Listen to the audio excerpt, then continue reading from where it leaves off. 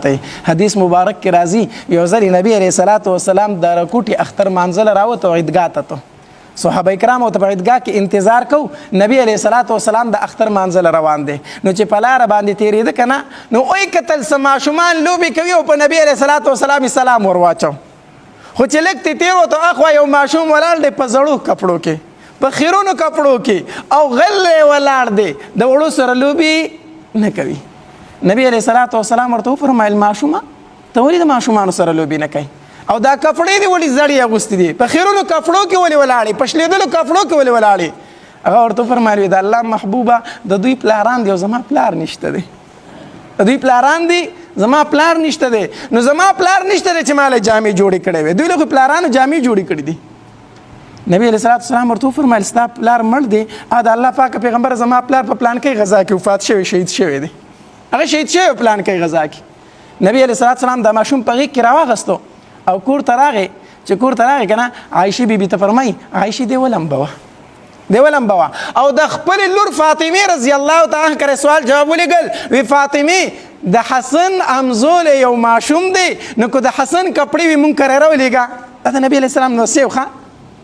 فاطمه کو د حسن کپړې وی مونږ کرے راولېګا د هغه امزول ماشوم دی مونږ کرا د حسن رضی الله تعالی کپړې راولېګلې او عایشه بیبي دغه ماشوم ته واغستلې او سنبال کو چې کله سنبال کو کنه نبی علیہ الصلوۃ والسلام ورته فرمای وي بچي زه چې زو عیدګاه ته عثمان زله اوس د ماشوم د نبی علیہ الصلوۃ والسلام سره په لار را روان دی کنه نو دا ماشوم ورته سوی وي د الله محبوبه زه خو په د پلار سره عیدګاه ته تلم هغه به زه په وګا غستم هغه به زه په وګا غستم ستا سره خو ځان سره روان یم نبی علیہ الصلوۃ والسلام ورته کوسی په منځ کې کېناستو وي بچي زما وګو ته راخېجه زما وګو ته روخیجه دغه یتیم ماشوم نبی علیہ الصلوۃ والسلام په خپل وګو باندې سور کو روان دی عیدګاه ته ځي چې کله عیدګاه ته ځي کنه نو په هغه ماشومان باندې تیر شو نو هغه ماشومان په سترګو کې دی ماشوم ته ګوري چې دا هغه ماشوم دی چې په شلیدلو کپړو کې دغلته ولاړو او اوس د نبی علیہ الصلوۃ والسلام په وګو سور دی او په نو کپړو کې دی هغه ماشوم ورته आवाज وکړ دا غزه نه د نبی علیہ السلام د وګو نه ورته आवाज وکړ وی زما پلار نبی علیہ الصلوۃ والسلام دی زما پلار څوک دی زما پلار نبی علیہ الصلوۃ والسلام دی پاغي ماشومانو کې یو ماشوم بی اختیار چغکړه وی کاش چې زما پلار مړ وي زما پلار نه وي چې نن زما پلار نبی علیہ السلام ګرځیدل وي د ماشومانو د نبی علیہ السلام سره دوره مینه وخه وی ارمان چې نن زما پلار نه وي چې زما پلار هم څوک وي نبی علیہ الصلوۃ والسلام وي دا یتیم نبی علیہ الصلوۃ والسلام په خپل وګو اغسته دي او صحابه کرام د مانځ په انتظار دي ښه لاري ته ګوري چې نبی علیہ السلام قرانه غي ولې نا وخت شو نبی علیہ السلام چې عیدګاه ته وردن نشو یتیم په وګو سور دی نو الته کینو یتیم دغه الته کیناست د صحابه کرامو سره نبی علیہ السلام چې په منبر کیناست کنه او دا سی وکتل صحابه کرامو ته نغه یتیم ته بچی ته دغه الته مکینه ته دغه الته راشه زما خوازه زما سره په منبر باندې کینا نو چې کله یتیم د نبی علیہ الصلوۃ والسلام سره په منبر باندې کیناست کنه نبی علیہ السلام لاس مبارک راوغستو او دا یتیم په سر کې خودو وی زما صحابه ما ته لګو ګورای چا چې د یتیم په سر باندې لاس کې خودو او د دین لاندې څومره وخترالو د هر وخته په بدله کې د انسان د پاره یو نیکی ده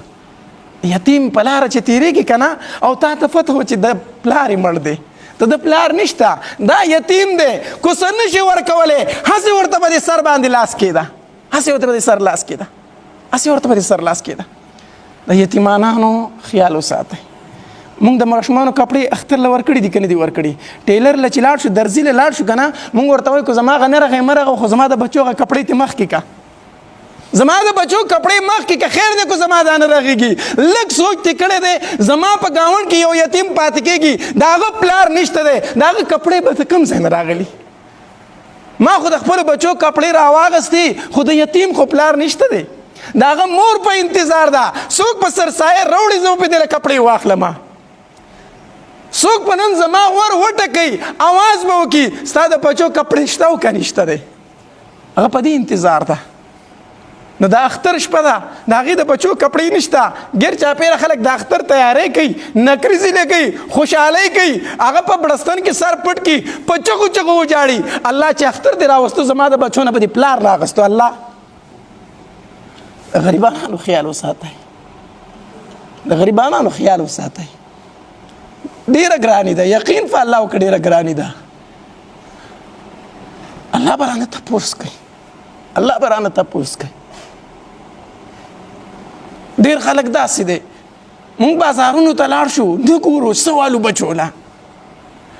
ډیر تور سرې په کورونو کې ناستې دي، څادرې په مخونو راواچوي، په چغو چغو الله ته وجاړي، الله ما نه زما خاوند ولې اخیستی دی؟ تا اختر راوستو زما څوک تپوس نه کوي. غریبانو تپوس کوي، د غریبانو تپوس کوي. په خپله معاشره کې درنه غریب پاتې نه شي.